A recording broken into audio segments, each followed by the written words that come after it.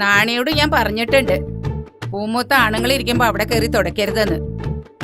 അങ്ങനെ നോക്കി അവിടെ അടിയും തുടങ്ങി നടക്കില്ല.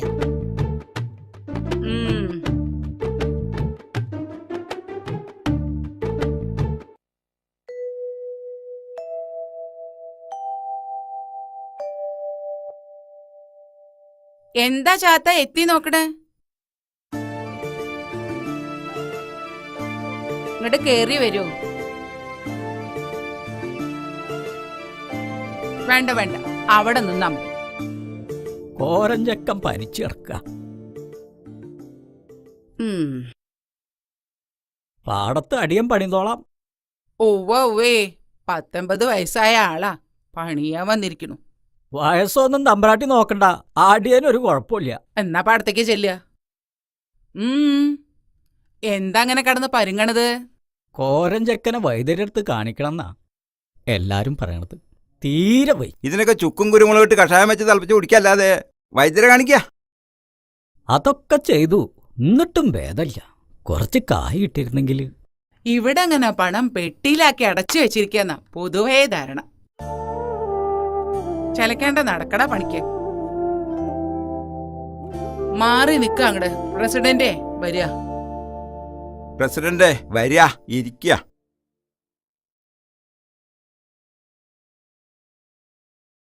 ഇരിക്കുക. ഇത്തിരി സംഭാരം എടുത്തോളൂ.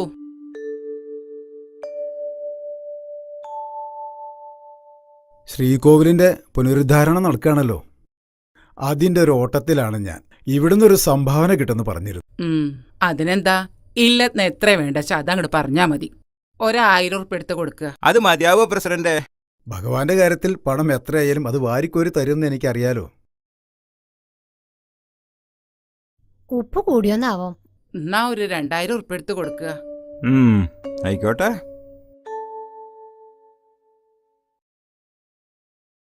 ദാനം സന്തോഷമായി തന്നെ സ്വീകരിക്കണമെന്നാണല്ലോ പ്രമാണം. എന്താ ഇവിടെ വായും പൊളിച്ച് നിൽക്കണോ? കോരഞ്ചക്കം പനിച്ചു കിടക്കുക. മനുഷ്യന്റെ കാര്യത്തിനേക്കാൾ കൂടുതൽ ദൈവത്തിന്റെ കാര്യത്തിലാണ് ഇവിടെ പ്രാധാന്യം. അല്ല മാഷേ, അമ്പലത്തിലേക്കൊന്നും കാണാനില്ലല്ലോ, തിരക്കാവുമല്ലേ? എനിക്ക് തിരക്ക് മനുഷ്യന്റെ കാര്യത്തിലാ.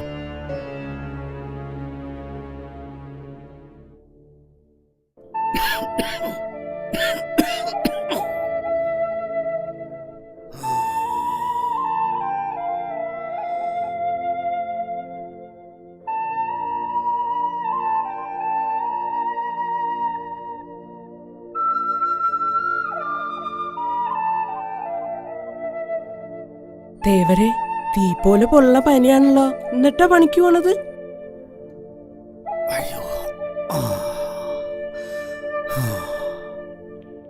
ചായ അടിച്ചോളി.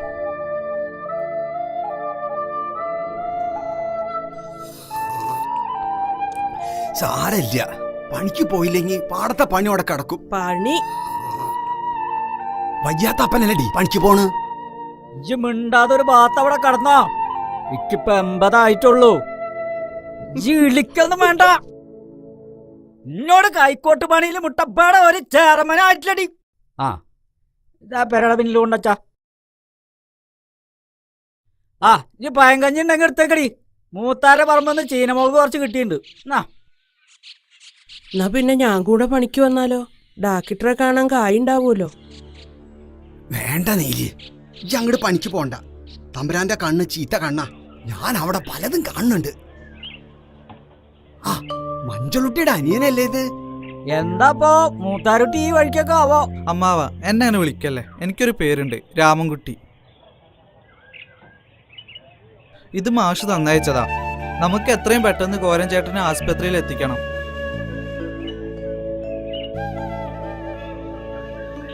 കുട്ടിയെ, ഇക്ക് പണിക്ക് പോവാൻ നേരായി. അമ്മാവ, ഇത്രയും കാലം നിങ്ങൾ തമ്പ്രാക്കന്മാർക്ക് വേണ്ടി അധ്വാനിച്ചു. ഇനി കുറച്ച് വിശ്രമിക്കാം. കർഷക പെൻഷൻ പാസ്സായി വരൂത്രേ. എല്ലാം മാഷ് പറഞ്ഞയച്ചതാ. അപ്പ മാഷ് പറഞ്ഞാ പിന്നെ അതിനൊരു എതിർവാക്കില്ല. നിങ്ങൾ ഇനി പണിക്ക് പോണ്ട.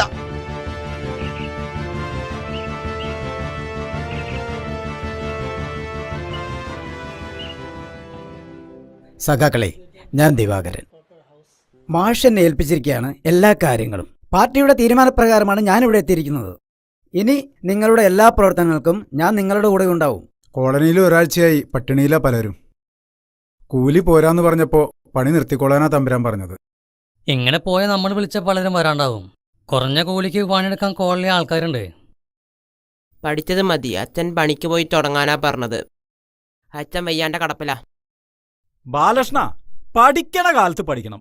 നിനക്ക് എന്ത് സഹായത്തിനും ഞങ്ങളുണ്ടാ കൂടെ. അതെ, കാര്യങ്ങളെല്ലാം മാഷ് എന്നോട് പറഞ്ഞിട്ടുണ്ട്. പണിയെടുത്ത അധ്വാനത്തിന് ന്യായമായ കൂലി നമുക്ക് വേണം. പിന്നെ കോളനിയിലെ എല്ലാ കുട്ടികളും സ്കൂളിൽ പോകണം. ഇവരുമായി കൂട്ടുകൂട്ടരെന്ന വീട്ടിൽ നിന്ന് പറയാറില്ലേ? കോളനിയിൽ നിന്ന് പലരും രഹസ്യമായി വീട്ടിൽ നിന്ന് പോവാറുണ്ട്. ഇത് ഗോപി. ചുരുക്കി പറഞ്ഞ നമ്മുടെ എതിരാളി കാര്യസ്ഥന്റെ മോനാ. ഇപ്പം നമ്മുടെ കൂടെ.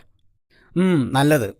നല്ലതിനെ തിരിച്ചറിയാനുള്ള വിവേകബുദ്ധിയുള്ള നിന്നെപ്പോലുള്ള കുട്ടികളാണ് ഇനി നമുക്ക് വേണ്ടത്. അടുത്ത ദിവസം ഞാൻ കോളനിയിൽ വരുന്നുണ്ട്. അന്ന് എല്ലാവരെയും കാണാം. കുട്ടിക്ക് പേടിയാണെങ്കിൽ നീലി പറഞ്ഞോളാം. അതൊന്നും വേണ്ട, മാഷ് സമ്മതിക്കില്ല. ഞങ്ങൾ തമ്മിൽ വയസ്സിന്റെ കാര്യത്തിൽ ഒരുപാട് ഡിഫറൻസ് ഉണ്ട്.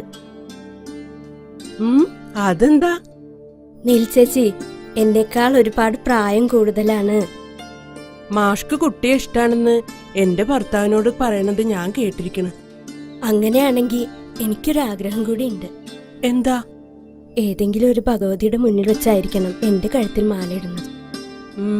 അത് നടന്നു തന്നെ. ഞങ്ങളുടെ പാർട്ടിയും കൊടിയായിട്ട് നടക്കണ ആളാ ദൈവത്തിന്റെ മുന്നിലേക്ക് വരുന്നത്. അമ്പലം എന്താ ദൈവം എന്താന്നറിയാത്ത ആളോടാ. വേണ്ട, എന്നാ പിന്നെ എനിക്കും വാശിയാ.